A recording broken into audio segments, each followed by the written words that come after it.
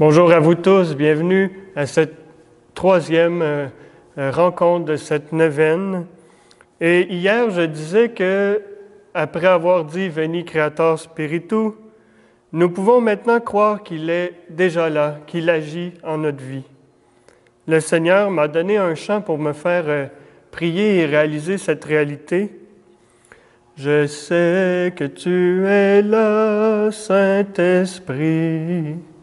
Je sais que tu es là.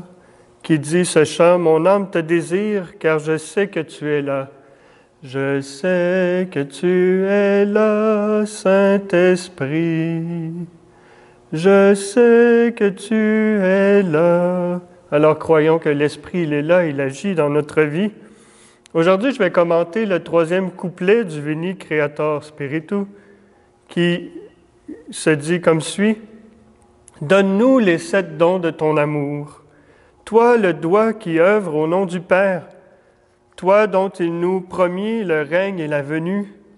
Toi qui inspires nos langues pour chanter.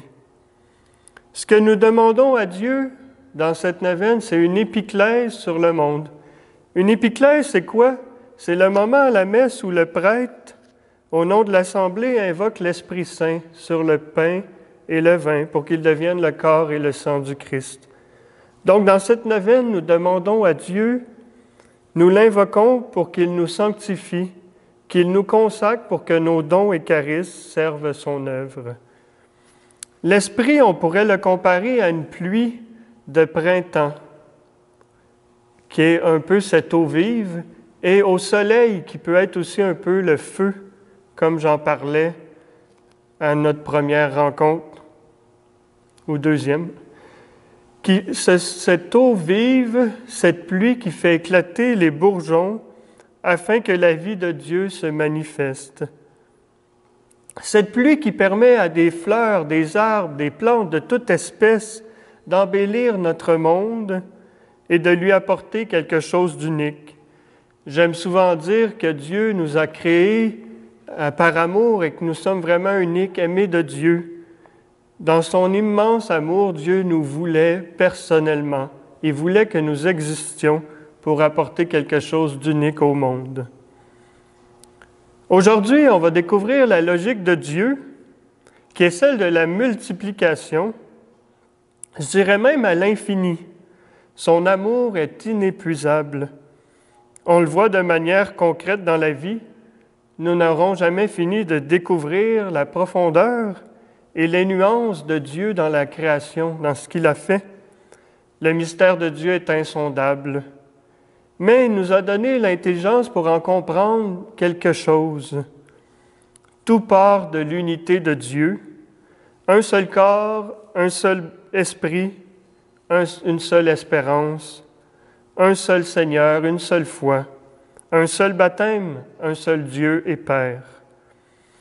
Alors, un seul Dieu, mais en 3 personnes. Puis c'est pas déraisonnable, je dirais c'est même formidable, puisque notre Dieu est une communion de personnes divines qui a voulu ouvrir cette communion aux pauvres petites créatures que nous sommes. Donc, l'amour de Dieu se donne à toute sa création et spécialement aux êtres humains. Quelle belle destinée que de communier à la Trinité.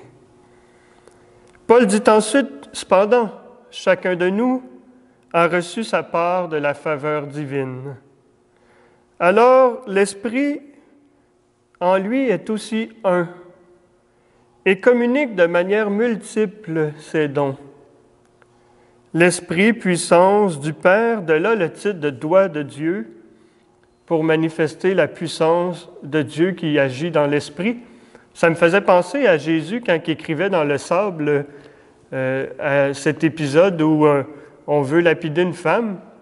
Et là, je pense que ça peut vouloir dire le Seigneur avec son doigt écrit dans le sable pour manifester la gloire divine et sa toute-puissance qu'il a le pouvoir de pardonner, de remettre les péchés. L'Esprit donne en abondance les dons du Père. Rappelons-nous que dons et grâce sont liés, que toute grâce est communion à l'être de Dieu, à l'être même de Dieu. L'Esprit est septiforme, j'ai appris ce mot-là. Dans ses dons, l'Esprit, il est sept. Il a 7 dons à donner. Je ne vais pas m'attarder dans l'énumération des dons. Je vous donne le devoir de vérifier par vous-même quels sont ces dons. Mais la question à se poser, c'est quoi un don ou un charisme à la lumière de l'Esprit? Des fois, on va dire que quelqu'un est charismatique, mais avec toute forme de charisme vient une grande responsabilité. Donc, la première chose importante, dans une vision de la foi chrétienne, tout charisme est un don gratuit en vue du bien des autres. Donc, en vue du bien. Deuxièmement, le charisme, c'est un service. Alors, c'est vraiment pour être au service des gens, de la communauté. Pour prendre un exemple facile, on va prendre celui du prêtre. Moi, je suis prêtre. J'ai la mission d'enseigner, ce que je fais maintenant un peu, et de présider les célébrations. Je suis un fidèle comme vous, dans le fond, mais je rends service à travers ma fonction. Imaginez si tout le monde était prêtre, on aurait de l'air d'une belle gang d'innocents. D'ailleurs, c'est un danger en pastoral de chercher à faire comme le prêtre. Puis chaque prêtre est unique aussi, chaque prêtre a sa manière de faire. Puis moi, je dirais, je ne peux pas rendre l'exemple, j'aime bien écrire, puis je pense que j'ai un certain talent pour ça, faire de la poésie, j'en profite pour faire du slam. Alors, il y a une manière que je peux annoncer la parole aujourd'hui qui rejoint les gens. Nous avons tous des charismes propres à mettre au service de la communauté chrétienne et de sa mission d'évangélisation. Donc, ce n'est pas d'imiter, mais c'est de laisser l'Esprit agir dans notre vie, de découvrir ses dons, d'accueillir ses dons. Par exemple, il y a un autre charisme formidable, c'est celui du mariage. Donc, saint Paul le présente comme un charisme très intéressant, c'est tellement beau. Les époux ont le charisme de rendre vivant l'amour de Dieu et ont la grande mission d'éduquer leurs enfants pour qu'ils puissent être libres, heureux, féconds. Puis saint Paul, il parle aussi du célibat comme un charisme. Donc, moi, je trouve ça intéressant parce que j'ai choisi le célibat. Puis, je peux dire que ça me rend tellement disponible pour être à l'écoute des gens. Puis, c'est une disponibilité de service pour la mission de l'Église.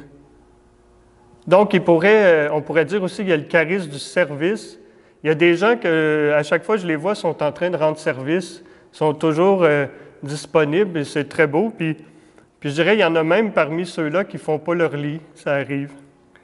Le charisme de la prière, de l'intercession, donc c'est aussi un charisme, la prière. Des gens qui sont constamment disponibles. Je connais des gens, ils se font appeler souvent pour leur demander de prier pour des choses. Il peut y avoir à peu près 4-5 personnes par jour qui les appellent pour leur confier ce qu'ils vivent parce qu'ils savent qu'ils sont des grands priants. Il y a le charisme de l'écoute, avoir toujours une oreille attentive. Des gens me disent « Ah, je ne sais pas pourquoi les gens m'appellent. » Bien, c'est parce que vous avez le charisme de l'écoute. Donc, il y a des charismes et des dons plus bibliques qui accompagnent aussi la venue de l'Esprit. Mais rappelons-nous que tout charisme est en vue du bien et pour servir. Donc, des visions qui sèment le trouble, des prophéties apocalyptiques, ça vient rarement de Dieu, mais plus de l'ego de certaines personnes qui cherchent à être reconnues.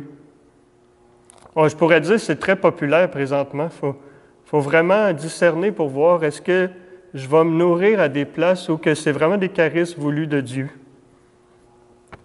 Un vrai charisme porte de bons fruits et est porteur de foi, d'espérance et de charité. Si Dieu nous favorise d'un charisme particulier, si on le souhaite, on peut en parler qu'un prêtre pour discerner, voir si c'est vraiment vrai charisme ou avec des personnes laïques qui ont de l'expérience dans la vie spirituelle. Puis pour que ça serve le bien de l'Église, donc c'est pas de voir, OK, est-ce que c'est bon, mais de discerner avec d'autres pour que ça serve le bien de l'Église. Ça me fait penser, peut-être vous connaissez le mot thaumaturge. C'est le charisme, on pourrait dire, de faire des miracles. Il y avait un frère qui était dans une communauté de moines, puis tous ses amis, tous les frères qui vivaient avec lui, disaient ah, lui, il fait vraiment des miracles avec les plants de tomates, c'est un grand thaumaturge. Ça me fait penser au frère André. Des fois, il y a des gens qui disent « Ah, je ne crois pas au miracle, mais j'aime beaucoup le frère André. » Mais c'est parce que le frère André, il a été reconnu par l'Église comme ayant le charisme d'être thaumaturge, puis pas au sens de bon pour planter des tomates, mais vraiment au vrai sens du mot, thaumaturge, faire des miracles. Donc, c'est intéressant de voir ces saints-là, ces saintes-là, qu'on connaît, qui avaient des grands charismes qui peuvent nous inspirer. Dans le chapitre 13 de la première lettre aux Corinthiens, saint Paul proclame une magnifique hymne à l'amour en disant que s'il a tous les dons, que s'il lui manque l'amour, ben c'est comme une cymbale retentissante. Alors toujours l'amour, la charité au cœur des charismes, et on va être sûr qu'on va être en business, comme on dit, on va être sur le bon chemin. Demandons à l'Esprit cette pluie abondante de charisme dans son Église pour le monde, qui rend présent et tangible le règne de Dieu et la venue de Dieu dans notre monde. Amen.